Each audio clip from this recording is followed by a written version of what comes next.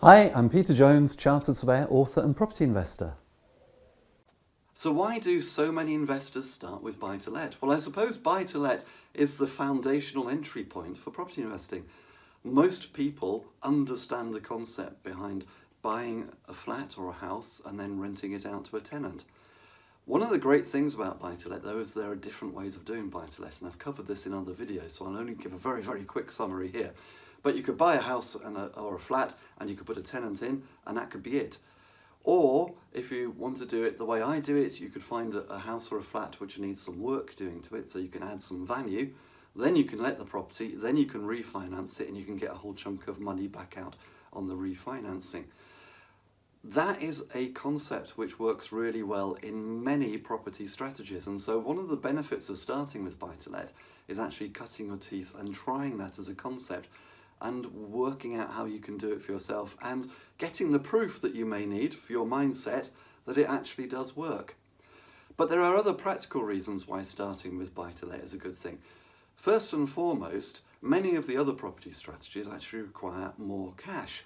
If you're going to, for example, develop a HMO, it can cost £40,000, £50,000, £60,000 to convert a property into a 5-bedroom HMO with ensuite bathrooms. I know that because I've done it.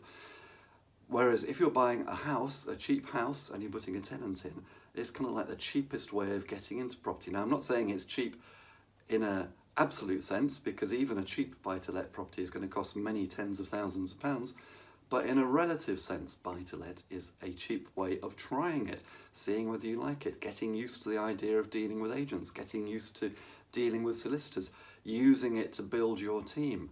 And if you don't like it, then you haven't, taken on hundreds of thousands of pounds worth of debt, for example, and it's a more manageable amount of money to get you started.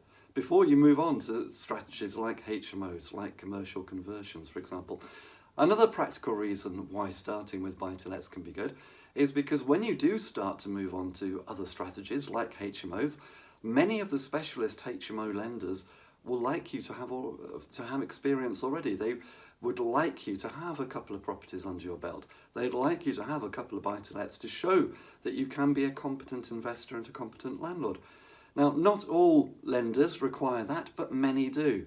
So again, it increases your access to finance if you've already got experience and if you've got that experience through buy-to-lets. So there's many reasons why new investors start with buy-to-lets. Buy-to-lets is a great strategy. I know that there's a lot of different strategies out there at the moment, and there's a lot of buzz around a lot of those strategies, and those strategies are good. Don't get me wrong, I'm not saying they're not, but as a foundational, building your wealth, creating a portfolio, buy-to-let is fantastic, and I would probably suggest that you should do buy-to-let alongside any other strategy, and that you wouldn't replace buy-to-let with another strategy. Even if I was taking on a different strategy, I would keep the buy-to-let going. Well, I hope you found that informative and inspirational.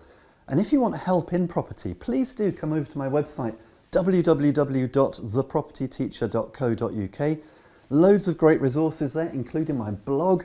There's loads of free videos, loads of great articles. There's free reports to download, including Learning with Peter, where you'll be able to access resources like my video courses, like my ebooks, including my home study course, the Successful Property Investors Strategy Workshop, which I've literally sold thousands of copies of, which takes you through how I started in property, literally with none of my own money, but how I was able to build a portfolio of £2 million worth of property in just 4 years.